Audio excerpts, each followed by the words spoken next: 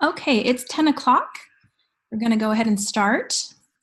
So thank you everyone for joining us today. My name is Dr. Yasmin Farshad. I'm your Practitioner Education Manager for Wise Woman Herbals. And I want to welcome you to the February Practitioner Call through the Wise Woman Herbals Learning Community.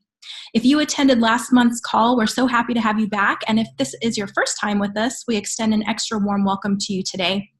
Today's presentation is entitled Botanical Support for Energy and Adrenal Health by Dr. Glen Nagel.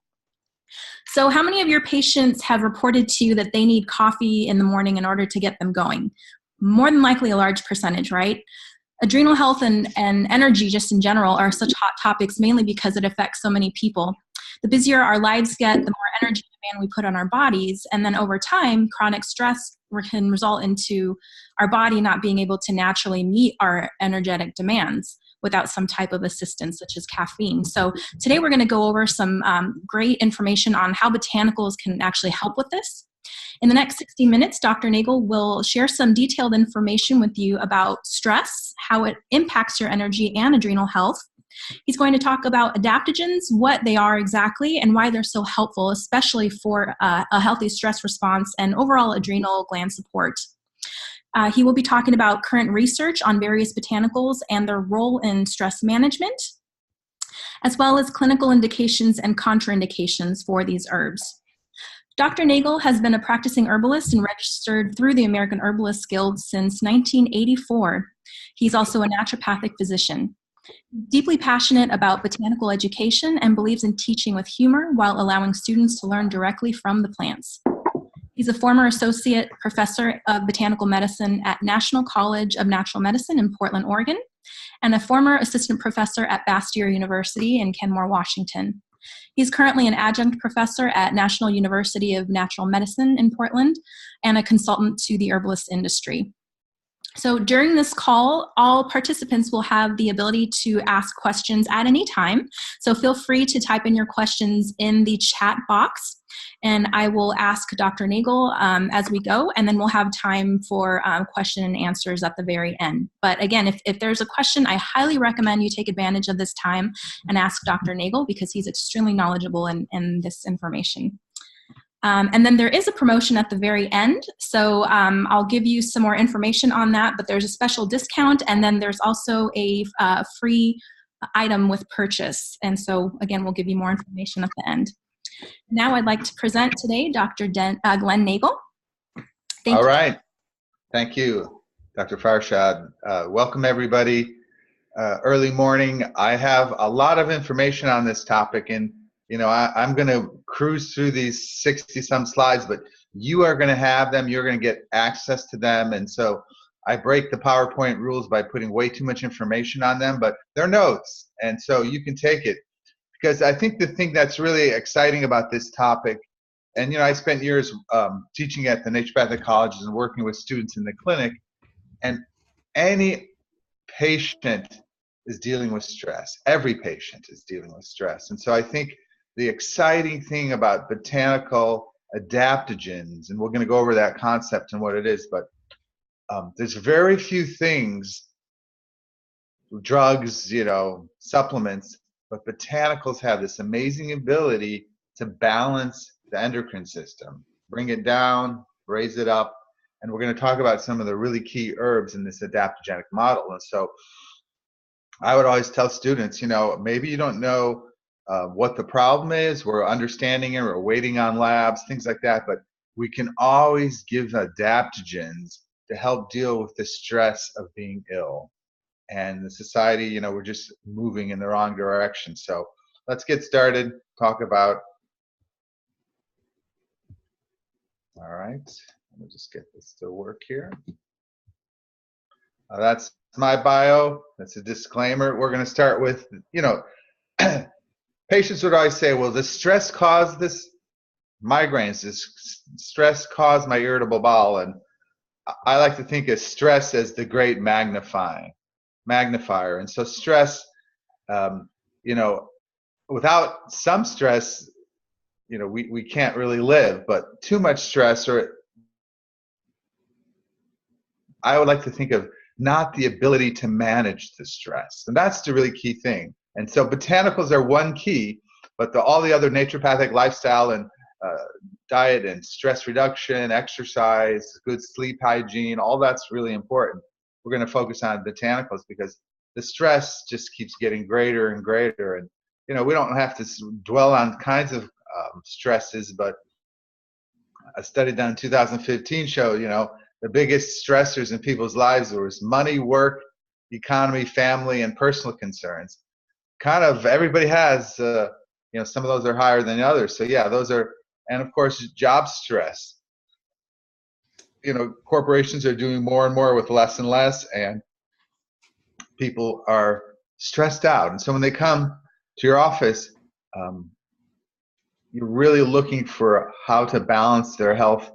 And we're going to talk about all the ways stress manifests. So all of you have your own experience about it, but we know that they can affect the cognitive function. This is the area that I see really commonly, besides being tired, we see just like brain fog, can't focus, sleeping, eating disorders, muscle aches and pains, high blood pressure, a lot of digestive problems, how those manifest, can't digest the food. And so as stress starts working on the system, it starts dysregulating function. And as function dysregulates, pathology starts developing. And this is how, like the therapeutic order, as stress gets more ingrained, you get dysfunction, then you get dysregulation, and then you get toxicity, and then you can eventually get, non-functioning. So let's talk about adaptogens. Adaptogens is a term coined by Brekman, who's a Russian researcher in 1969. And it's really three key pieces. And botanicals are really the only thing that really works well to cover these. So adaptogens are botanical plants that have non-specific response. So they produce a non-specific response to stress, i.e. they increase the power of resistance against multiple stressors, physical agents, chemical agents, and biological agents. So the non-specific is, there's actions and specifics of how they work, but as a whole, they can't be generalized, meaning there can't be a unique chemical way they all work. It's not like this one alkaloid that all the plants have. They're very, very diverse. They also have a normalizing effect. So that's what I was saying before. They can raise low adrenal stress hormones. They can lower. And so that amphoteric, that balancing effect, really is helpful for a clinician because you don't often have to know the severity or the nature of the problem. You know that they're under stress and these are going to help them. And then the final key thing is they're non-toxic. So taken at reasonable doses for a reasonable length of time. We'll talk about a few of the contraindications here, and so that term is great. How does that differ than a tonic? Well, tonic is more like to make tone, so bringing back to tone. I think tonic is kind of in the Chinese medicine model, an energy promoter, and it's similar to alternatives. Tonics are similar to alternatives, but all adaptogens are tonics, but not all tonics are adaptogens. So you can tone the stomach with, chamomile. It doesn't mean it's an adaptogen. So tonifying can be very specific to organs. Adaptogens typically have more of a neuroendocrine effect. They seem to affect hormonal balance. That affects the whole body. Another term that some people like more, I just don't think it's in popular culture now, is resistogen. And that is a better term really for adaptogens. And people have suggested that because, that tells you that it helps promote resistance and strengthens the system against these things. So what are the major actions for adaptogens? Well, we talked about the three basic rules of what will make them work. Increasing resistance. And so strengthening the vis is how I like to think of it. So as naturopaths and alternative practitioners, we support the body's inherent healing. They can work with improving fatigue. They definitely have an endocrine hormonal effect. It's not like they're phytohormonal. They're not saponins. Well, sometimes they're saponins, but they're not specifically, when we say phytohormone, we're saying plant hormones, not plant estrogens. Plants don't really make estrogens, they make precursors. They can be calming. So we'll talk about rhodiola. Some people stimulate by it, some people are calmed. It can protect against excessive glucose, excessive radiation, improve wound healing. It can have an effect on sexuality, although this is not considered its main effect. But if you're tired and you're fatigued and you don't feel well, sexuality goes out the window. So once you start feeling better, then you get a little more energy in that area. Sleep issues, they can definitely help recharge the battery. That's how I like to think of the resistogens and adaptogens, is that they really build your reserves. So they enhance longevity, and a lot of them have effects on the immune system in a positive way. What are the cautions about using adaptogens? Well, how long can you use them in high dosing without reevaluating them?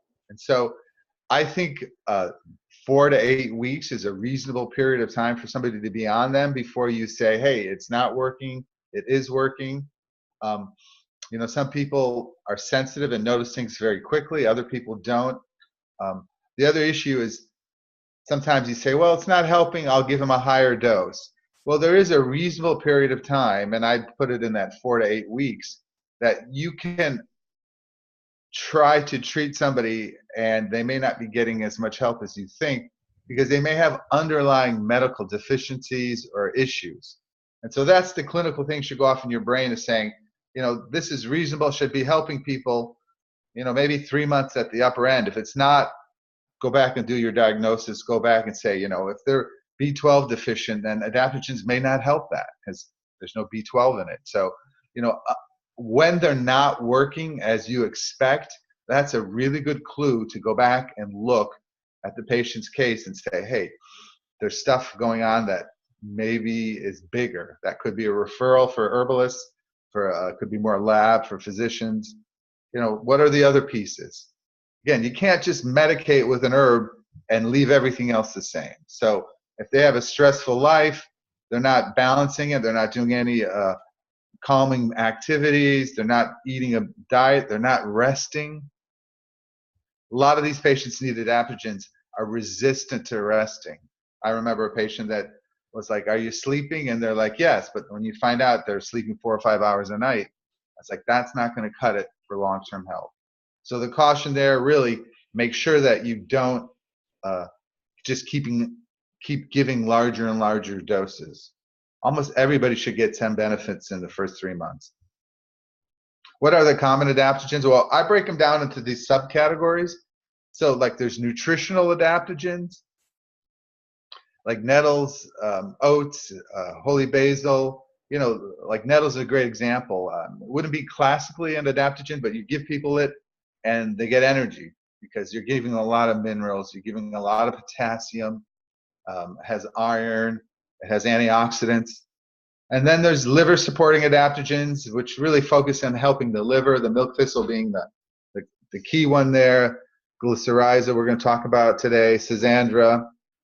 And then the classic ones tend to be plants that grow in really harsh environments. And here's kind of the quick take-home message. Eleuthero, Siberian ginseng, rhodiola, they grow in the far north, wintry climates. The plants developed compounds that help the plant deal with the stress of an extreme environment. And when we take those compounds, they have the same effect for us. That's the crazy thing about them. So Opalipanax is Devil's Club, ginseng, panax, ashwagandha, Ganoderma is the reishi mushroom. And then all of them can be energizing, but in general, you don't want to see the energizing comes from recharging the battery. And so most adaptogens work long term, meaning in 4 to 8 weeks, they say, yeah, my energy feels better. What's really key clinically is to not have your patients get a little more energy and then go back and destroy their health through doing activities that drain the battery. So think of it like charging a battery. Now you got half charged battery, you still need to keep building to get it fully charged. And so the specific energizing, we'll talk a lot about rhodiola today because that is a key one for Western lifestyles and has a dual effect we're going to talk about. Green tea, could you call it adaptogen? I do because, all the phytonutrients in it, but cordyceps, the mushrooms haven't. And so some of these we think more for people that need energy. I put this chart in here that I made. It kind of looks at, I'm not going to go over it now, but you can look at it. The idea clinically, which adaptogens for what conditions. And so some of these have 1X, 2X, and 3Xs. The more X's, the more they would be indicated. Like if you see, I got green oats on the far end, not much in relation to immune stimulation, but it's definitely a nerve tonic. And so if you need a nerve tonic to 3X, licorice or green oats might be your best combination. So, try to learn. I would say if you could get 4 to 5 adaptogens under your belt, because some taste better than others, some work in different conditions, and you can kind of differentiate how to use it. That's a really good way. And we have dozens, if you think about adaptogens, maybe even more than that. And so the key thing is that you can always find something to give somebody, and oftentimes in the clinical practice, it's like, oh, I ran out of licorice, but I got oats. And so you can easily substitute things. And I would also say from dosing is that you likely want to change things up every 3 months. I don't think it's a good idea to keep people on the same adaptogen for a year or longer.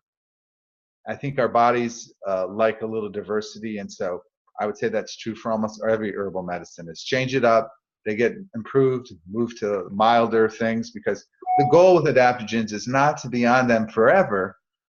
The goal is to get them to the place where they can build their health through the pillars of health, not just through stimulating with botanicals.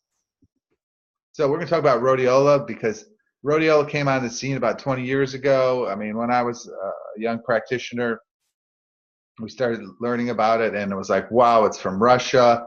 It grows in China, Russia, Northern Europe. It's a sedum, Crassulaceae family, and so it's like a rock plant. It's like a Northern Europe growing on rocky, and the root is really intense as far as the taste. It's called Rhodiola rosea, although there's other species. The root has a rose-like smell, and I wouldn't necessarily a rose-like taste, but it's one of the key practitioner models. If you have a good product, it will have a very significant rose-type smell. And the rhizome of the root is used.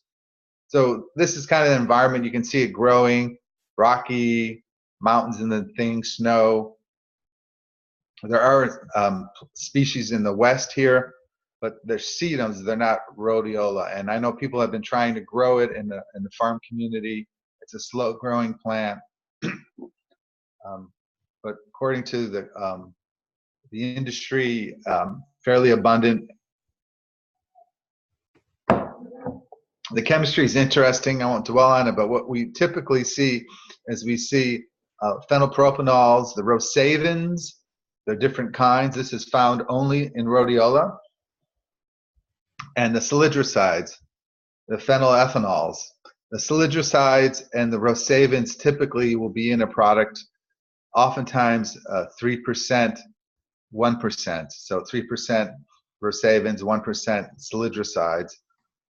Although standardization isn't always necessary, those are the two components. And we have some research studies that I've included in your notes on review about rhodiola, because there are the last 2 years some really good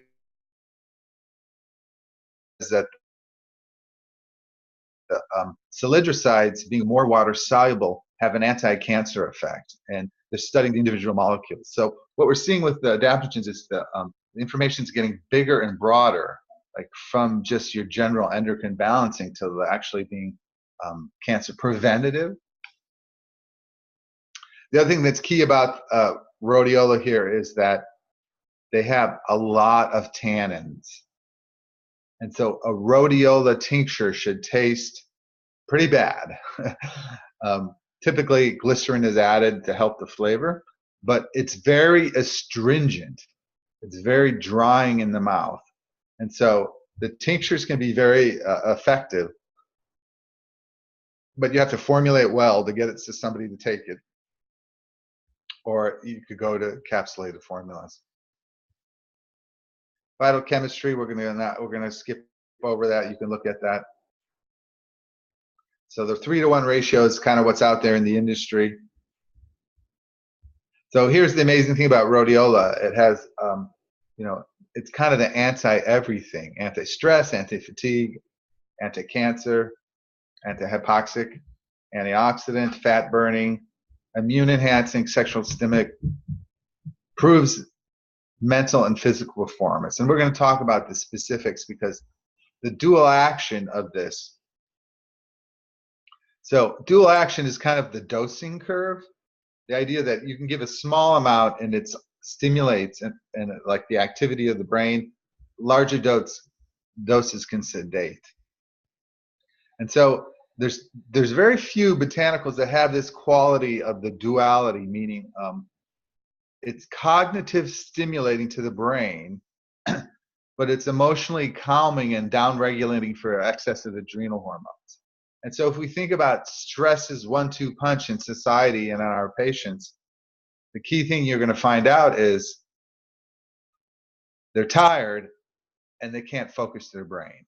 And that's what makes rhodiola. So if you have those two key things with your patient, low energy and low cognitive, rhodiola jumps right to the top because it has this effect on memory and cognition, as well as a calming effect on adrenal and a building effect.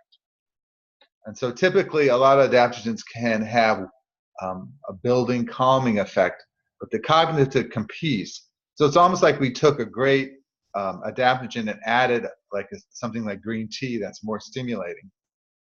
And the Russians were really cool. Affects the central nervous system, affects norepinephrine and serotonin, and it calms the limbic system, downregulating cortisol through the hypothalamus and the pituitary and then adrenal glands. So this is a study that I'm not going to go into a lot, but it's a review study in the Journal of Psychiatric and Clinical Practice, 2018. And there's the quotes. And what's great about this is it just basically looks at the review. And so when I'm looking at clinical research online, PubMed and stuff, I always look for review articles, especially newer ones that can say, all right, what do we know? This one's out of Germany and Switzerland. So those are countries that are very focused on botanical medicine. I give them a high credo for understanding what the nature is. And so what they did here, and I'm not going to go in here, but this is really worth for you to do, is they look at all the clinical studies with rhodiola root extract, RRE, and they looked at it in relation to stress symptoms. And then they have the study, the design, the population, so 50 healthy males and females, the treatment, 200 milligrams twice a day, duration 12 weeks, outcomes, effects, attention, performance, and results. Treatment led to increased attention resources under strong attention. Treatment also led to increase in both working speed and working quality. So that was one to looked at mental focus. And so what's great here is it kind of gives you a dose that people are using in the study. And if you read the individual, you can look up the individual studies eventually and get the specifics on what products they use. This is out of that same journal where you get to see effects of rhodiola affecting stress.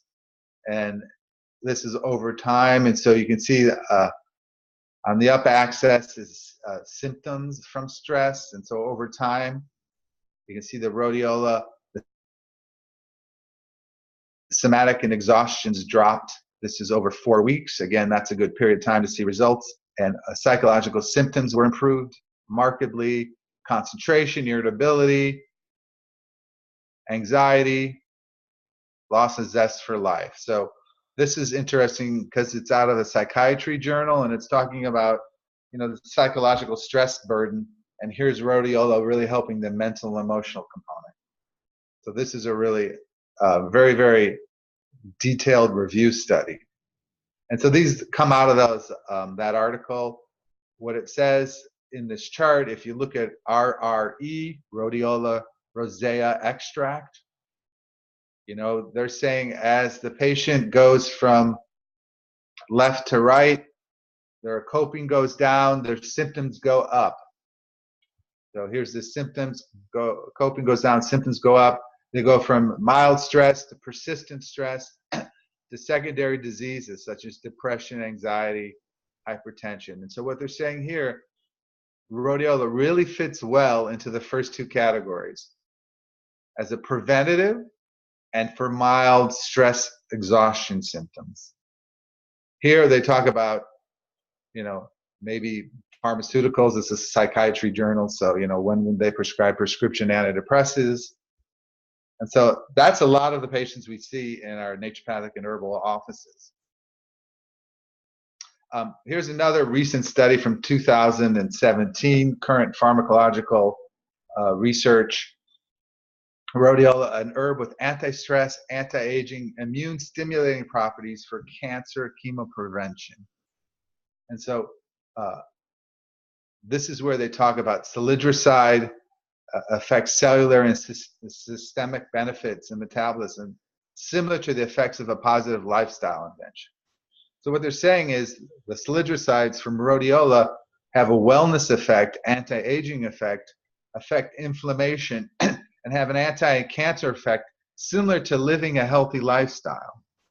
Now, you can't get yoga in a bottle, but they're kind of saying that rhodiola has that effect, that it actually balances people's inflammation, hormones, immune system, because chronic stress will suppress the immune system. So we've included these two studies for you to review, because I think cancer prevention is huge in our practices to help support our patients. So take a look at those two recent studies on rhodiola. This is a chart out of an Herbalgram article in the mid-90s, that when rhodiola really came out of the scene. What I like about this chart, this is talks about, this is I think an article by Don Brown. It talks about how it stimulates over here cognitive, attention, memory, and learning, why it deregulates stress hormones. Emotional calming, cognitive stimulation. Again, that's the key thing you want to think about rhodiola. So I won't go in this, but mental performance, that's something, this is how it became popular. Really rhodiola's discovery was something when, Russia opened up to the West. All of a sudden we started learning about the research they did in some of the plants. And so Russian studies giving rhodiola to students, to the military, to the general population. Also, Eleuthero we'll talk about in a little bit. So physical capacity to work, resistance, endocrine reproductive, stimulates thymus and adrenal function. Hormone balancing, again, it's not giving somebody estrogen, it's not giving testosterone. So if you have a patient with really low testosterone, these can help, but they're not like giving the pure pharmaceutical natural hormones. And so these are great why they're under stress, because stress may be downregulating the adrenals and then hence the sex hormones. There's a cardioprotective, antioxidant, and the anti-cancer, as we talked about. What about the dosing? Typically in a capsulated model, it was 200 to 1,000 milligrams a day. A lot of people like to start out with about 500 milligrams of dosing. I think a general rule for all adaptogens is dose in the morning, dose at noon, don't dose later in the day. And what you want to try to do is follow the cortisol circadian rhythm. And so cortisol goes up in the morning, comes down low at night. And so I like this model of adaptogens, morning and noon, relaxing herbs at night. And that's a 1-2 punch that works really well. You give, sedating, calming herbs, like the valerian, we're going to talk a little bit. You give valerian at night, you give rhodiola in the morning. Some people are sensitive don't give it past 2 o'clock. It's a kind of a soft rule, but it seems like some people could get wired in the beginning. And some people with rhodiola get a lot of energy. And then you got to caution them to just use that energy internally. Other people feel sleepy. I had a patient say, you know, I'm taking rhodiola and I'm falling asleep all the time. And I said, that's because you're so sleep deprived, the body's telling you need to rest. And so you encourage those patients to rest. And if they need to sleep and nap, do that. Usually it takes only about a week before they start having more energy. So that's the two things that happen with rhodiola. You can get energy, or you can actually get people to really be sleepy. Tinctures, 5 to 40 drops. I would generally give a dropper full 2 to 3 times a day. That's about 30 to 40 drops. We got to put it in some water because it is pretty astringent. Or another way to mix it in is I like putting it in things like elderberry syrup, because the elderberry is so good for the immune system and it's an antioxidant. And so you put the elderberry on the spoon, you drop your tincture in there, stir it up. It's a really easy way to hide the bad tasting things. Contraindications, very few. There was this original, when it first came out 20 years ago, there was a caution with bipolar disorder and manic depression. I haven't really I looked for research on that. I haven't seen anything really following up on that. So low level toxicity because it is an adaptogen. So who should take it? Students, worked out, stressed out, low energy, loss of libido, moody, type A, overworked, overstressed. You know, the mental stress, loss of concentration, and then the physical weakness. It's also a great remedy for jet lag. And that's the idea is, you know, start taking it before the trip, during the trip, and as you get home. Because if you just take it when you're getting home, it can be helpful, but again, these things need time to really do their best. Here's some of the resources, and here's a little summary of all the duality, the effects. Siberian ginseng, kind of hand in hand, another Russian wonder plant. You know, this was often called Siberian ginseng, which the industry moved away from that because ginseng is a different plant. This is Eleutherococcus.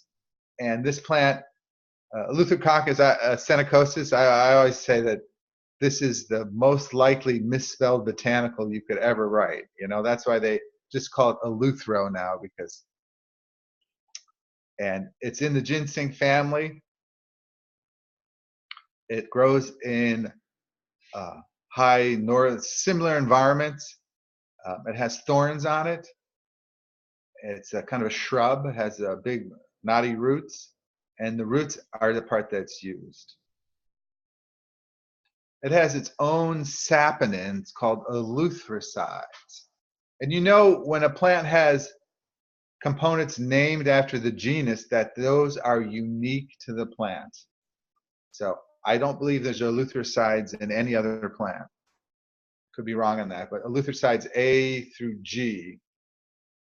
And so the mixture of eleuthericides B and D have seemed to be the important one. But a good quality extract will have the synergistic and entourage effect of all the eleuthericides.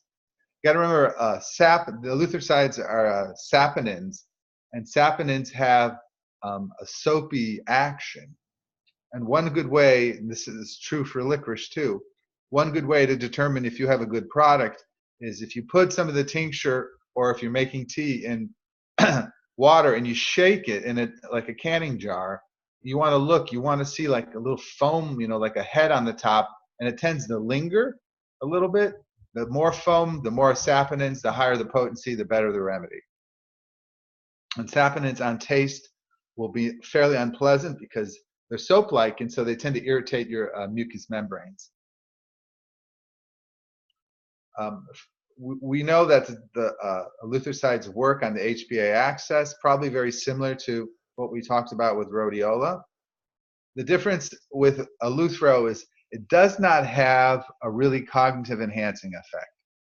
So Eleuthero would probably be your classic adaptogen, tonic, immune, antiviral, so it definitely has a lot of immunity, It definitely affects circulation, but I don't think of it, I mean, it can help cognition because people feel better, but it's not for the patient that has a really foggy thoughts. It has a lot of effects on blood sugar. I think of it in relation to a combination of Eleuthero with licorice. And that's my go-to tonic for people. 2 parts Eleuthero, 1 part licorice, or maybe 3 parts Eleuthero, 1 part licorice. They both have a lot of saponins. The licorice really helps the taste. Now, rhodiola doesn't taste that bad. Eleuthero. It has kind of a mild sweetness. It depends on the product. It's definitely a lot more pleasant than rhodiola. So if taste becomes an issue of what you're going to give. And it generally be a tincture 1 to 5 mils a day. So typically I would do 1 dropper full in the morning, 1 at noon, and then go up from there. 2 in the morning, 2 at noon. It's not done commonly as a tea, mostly because not that available as a tea. A solid extract can also be used at 1/4 teaspoon morning and noon. Very safe, could be stimulated. All the adaptogens can cause sleeplessness and sleepiness, like I talked about. So let's talk about licorice because it is a 1-2 punch. I mean, Glycyrrhiza glabra, Glycyrrhiza urlarensis, the real pea family plant, what I like to call the fabulous Fabaceae family. And the root, the rhizomes are used. It's very, very sweet. It has the triterpene saponins, mainly glycyrrhizin. Glycyrrhizin is super sweet, like 100 times sweeter than sugar. And there's a lot of research. I actually, researching for this talk, I found a research study that talked about glycyrrhizin as an emulsifying agent. And what it said is that it can help drugs be absorbed better. And so here's the classic thing is we think of licorice as a tonic for the digestive tract. We would give it to our patients who have some kind of digestive stress going on. And so now the studies show that actually it can help the absorption of other components and herbs as well as drugs. So science is showing that the glycyrrhizin in there. There's also a lot of flavonoids, polysaccharides, which are immune enhancing. There are ribuloglycan, which is a great immune enhancer from the larch. It's also found in this. And so it's a great combination with all the adaptogens because it really helps the absorption and it helps the taste. Now, in practice, you got to ask people because I would say half the people really are licorice averse. You say, do you like licorice? And they say, yeah. And I say, no, not the red stuff. I'm talking like really black licorice flavor, the strong anise. So if anything, downregulate. Now, we know one of the key things with licorice is it's tonifying, and so it's good for hot conditions that are dry because it's moistening. So you would always want to use it where there's a lot of hot and dry conditions, inflammation, redness, swelling, digestive issues like that. It is a great adrenal tonic because it spares cortisol.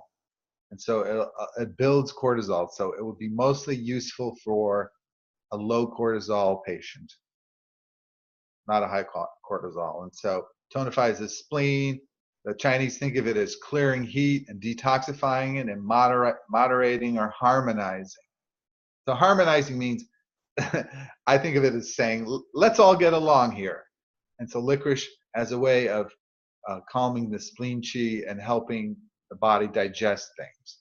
And so we would want to add this to our adaptogenic formulas to help people with poor spleen qi, which is, digestive fire. And of course, ask them about the taste. It's also really key for ulcers. Now you got to remember there's the DGL, that's a different kind of licorice that has the glycyrrhizin removed. And so DGL is a powder. That's really an ulcer remedy. And it's different than whole plant glycyrrhiza extract. The other thing licorice has is a really strong liver stimulation effect, hepatoprotective and antiviral. So it was used a lot in our hepatitis protocols with the milk thistle. The contraindications is the potential for the issue with sparing cortisol leading to cortisol excess syndrome. And the original studies came from a man that was like addicted to black licorice, and he ate so much that it raised his blood pressure because his cortisol was really high. And also hypertension might be a contraindication. Generally, what you got to say is when you're using licorice as a flavor enhancer, like 10% in a formula, don't worry about it. It's not going to be a problem for hypertension and hypokalemia, low potassium. Yeah.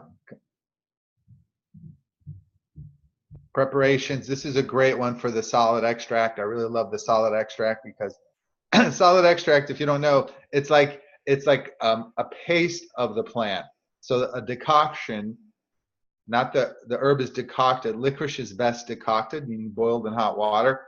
That decoction is strained from the roots, and then the decoction is vacuum extracted at low heat to remove the water and leave like a thick paste. Eleuthero is also really good in that way, and that makes it super sweet. You can just take it off a spoon, and that's a good way. The tincture is also really sweet.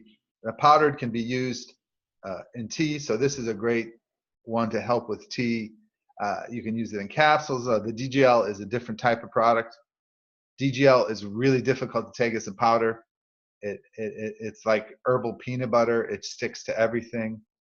And that's why it works for ulcers so well, is it coats the lining of the stomach and soothes the stomach.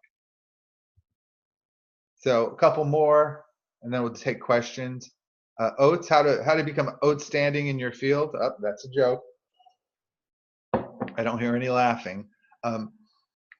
Oats is an old naturopathic remedy, but there's actually a fair amount of clinical research on it. If you PubMed Swiss oats, the Swiss have a special variety of oats that has a neuroendocrine balancing effect, and it's been long thought to be useful in addictions. And the old eclectic physicians thought it was helpful for heroin addictions, and it's in a lot of stop smoking formulas. So this is the neuroendocrine balancing formula, and this is typically made from the green oats. You got to remember, oats has 3 medicines. 3. First one, oatmeal, nutritious, demulcent, delicious. Second one, oat straw. Oat straw is like a bale of hay, no seeds. Oat straw is minerals, super potent in minerals. You can make a vinegar or a decoction of oat straw, and people would be like a herbal mineral sport. And then the green oats. Green oats is before the oats mature. They have white latex in them, and that has a specific neuroendocrine stimulating. You know, there is that myth of sow your wild oats. What does that mean? It means go wild, but it typically means frisky, right? Sexually stimulated. And oats have long been known to be helpful. So wild oats would be really for your depleted. The old doctors called it the honeymoon remedy, because after a honeymoon, people were depleted. And it specifically builds neuroendocrine, especially in the sexual chakras. It also can be, so that's the sex tonic, adrenal tonic. So where the patients have that issue going on and mood disorders, the Europeans like the word tropo-restorative, which is pretty similar to the same thing as an adaptogen, but it's very specific for the nervous system. Yeah, weakness, sedation. I like it like this. This is how I summarize oats. It's like you need a computer upgrade, right? Your RAM, your memory is weakened. And so oats stimulates like getting a RAM upgrade. It allows the signal to be carried. So think about your nervous system and little neurons. It's like somehow the signal becomes stronger, and that stimulation has an electrical. And I saw this picture, and I love this picture of oats kind of just stimulating. And so this is a great one to mix, and this can combine with all the other adaptogens we talked about. Look at the old eclectic physicians' information about oats. They loved oats. Ashwagandha, I mean, we could probably do the whole lecture on ashwagandha. I'm going to do 5 more minutes and then take questions. But ashwagandha would be kind of the new wonder adaptogen from India. So in the Indian model, the Withania somnifera, the roots are used, although some part of the cultures also use the leaves. This is from India, Sri Lanka, Mediterranean, Africa. It can be grown anywhere that's a warm climate. India is the classic place where it's grown because it's traditional in Ayurvedic medicine, but there's people growing it in the Northwest. You got to remember, it's in the tomato family. It's a nightshade. So that is the one caution with ashwagandha, is some people don't do well with nightshades. And there's a long historical naturopathic model of don't give nightshades to arthritis patients. And so that's what you got to remember.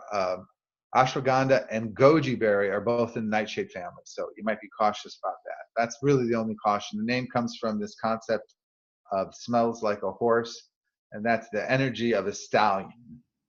So I think of ashwagandha a little bit like taking Eleuthero and oats and putting them together. It's definitely the great rejuvenator, mood, energy, sexuality, stress. It does have a brain stimulating effect, but it doesn't have the power of the Withania, of Rhodiola. So I think of this more when there's really adrenal and sexual dysfunction. And that's the little cherries from it. And the skin goes in that idea of reasonable. And this one has a kind of a soapy taste. It's not unpleasant. I would say it's reasonably pleasant. And it combines well because it can be mixed in. And I do like the goji berry and ashwagandha combination. I think that's great. It can also be combined with licorice.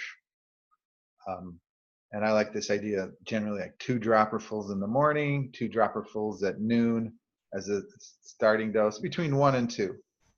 This one seems like some people get effects from it really quickly. And I don't know what makes it different than others. I think that's a uniqueness. And really no known real cautions on that.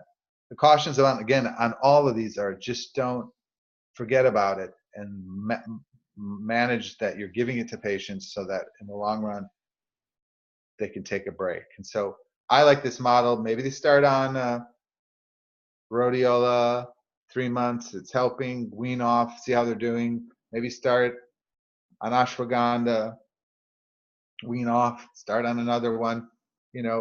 Generally you should likely in a patient healthcare model in a year get them feeling better where they don't need the adaptogens. I'm not a big fan of taking them forever because the resistogen is eventually you should have natural resistance. And so give them, 3 to 6 months, reevaluate, up to a year. But I've had doctors I talked to, and they've been on stuff for 5 years. I'm like, let's give them a break on that because it's likely you're not getting the value. I'm going to throw valerian in here because you guys can all get a free bottle. But the thing about valerian that's so helpful is that it's one of our great relaxing and sedative. And so this is really helpful in the protocols we talked about to use it to help balance the stress in the evening. So it helps promote sleep latency. Sleep latency. How long does it take to fall asleep? It should be 5 to 15 minutes in a healthy person with good sleep hygiene. And so if you're laying down, I call this the student remedy because I worked a lot with students, and the students would be like, if you study biochemistry before bed and you lay down, all you see is chemical structures in your sleep. And so the key for valerian is tired, but you can't sleep. Mental stress, but really tired. And so this just really knocks out the stress. lets people just, it's a strong, it's mild in its action, but it can have a strong effect. And it can also help with pain where it's related to cramps and agitation, irritability. The big thing on this is if you take too much, or put it this way, some people get stimulated by it. Maybe 10% of people get kind of hyper from valerian, so caution patients if they've never taken it before. And if it doesn't work for somebody, generally I've had people take up to a teaspoon, which is 5 mils before bed, about a half hour before bed. And if it doesn't work at that dose, then it's not the remedy for them.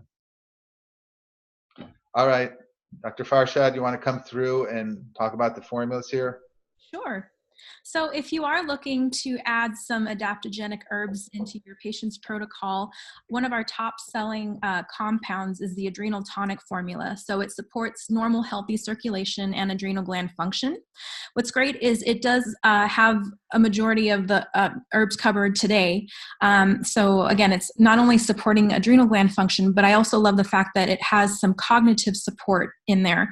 So like Dr. Nagel said, this is great for students, anyone that needs to be physically and mentally active. They just, they're super drained. I personally use this product during naturopathic school. It saved me many times. This is one of my favorite products to demo at our conferences, particularly AANP. So if you've come to our table, more than likely I've set you up with our Adrenal tonic concoction that I actually add some extra Eleuthero solid extract to it. So this is definitely one to recommend to your patients because it is so well-rounded, and again, you're covering the mind and the body. Next, we have. Oops. That's me, right? Yes, please.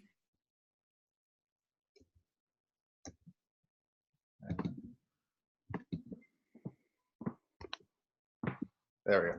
Okay, great. Thank you. So the licorice solid extract. So the difference between this and a liquid extract, this is actually in a vegetable glycerin, and it's actually a higher concentration. So it's a 4-to-1 ratio. So this is great. Like Dr. Nagel said earlier, you can add this into a tea. And actually at Wise Woman, a lot of times what we do is we add a dab of the licorice solid extract to sweeten our teas instead of using stevia or other, honeys or things like that. So this is great because again, it's promoting normal, healthy liver function and adrenal gland function, and it's not an alcohol. It is a little bit more concentrated. And then our next product is the Eleuthero solid extract. And again, this is promoting a normal, healthy response to temporary stress. Again, this is a solid extract, so it's in glycerin, and it's a 5-to-1 concentration. And lastly, we have our valeriana glycerite. So again, this is a glycerite, so it's not an alcohol. This is great to add to your adaptogenic protocol, especially if you want to help them get restful sleep at night. And we are actually going to give everyone who attends today and takes advantage of the promo code, they are going to get a free 2-ounce tincture of valeriana glycerite. Yeah, that's a great combination. Adrenal formula, yeah, it covers all those things we talked about. So, combinations are really good for practitioners in the beginning. And then as you develop your skills, you can mix and match the singles. But, if you don't feel confident, the general adrenal mix can be very, very helpful because it covers. And the benefit of a formula is that 9 out of 10 people will get benefit from the formula, but maybe only 4 out of 10 will get benefit from an individual herb. And so you just get better results. And then over time, as you customize it, you do singles. All right, we need to talk about that. Yes. So like I mentioned, everyone that attended today will get 15% off of their entire order from today until the 2nd of March. And make sure to use the promo code LC219. And then with that, you'll get a free 2-ounce valeriana glycerite. So in case you don't have an account or you want to take advantage of your 15% off, please feel free to call customer service at 541 895-5172, and they'll be happy to help you with that. And then we also have our next event coming up. This is our first official webinar on March 16th from 9 a.m. to 10 a.m. Pacific time, Botanical Support for Stress and Anxiety. Dr. Glen Nagel will be hosting this again, and we will be offering 1 credit hour through the Oregon Naturopathic Board. Approval is currently pending, so we'll give you the green light as soon as that is approved. And so you can go to the practitioner learning community to sign up, and then we'll send you all the information to take advantage of that CEU opportunity. One of the couple of main herbs we're going to be talking about is holy basil, which is a great leafy stress adaptogen herb. Also the kava kava, some good updates about kava kava, because many of you have patients coming in saying, well, it's banned and we can't use it. Well, safety, we'll talk about the safety and the use of kava kava. And so this is kind of the other side of the adaptogens, is because this is much more of working with calming and nourishing and dealing with anxiety that can come with stress.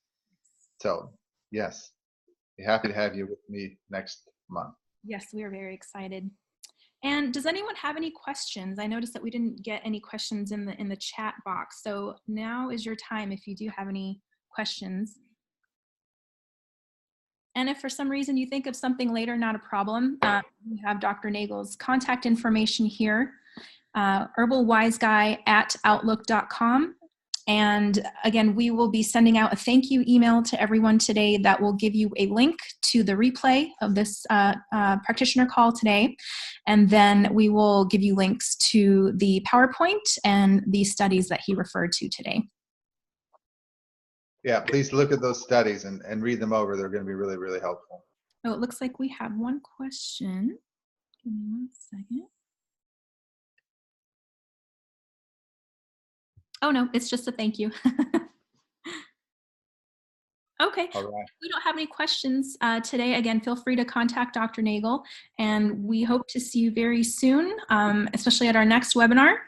And if you have any questions whatsoever, please feel free to give us a call and or email us at wisewomanherbals.com if you have any general questions, and we'd be happy to help you. So on behalf of Wise Woman Herbals, we thank you so much again for joining us today. Thank you, Dr. Nagel, for all your great information. All right. And we'll see you soon. Take care, everyone. All right. Be well. Take care. Bye-bye.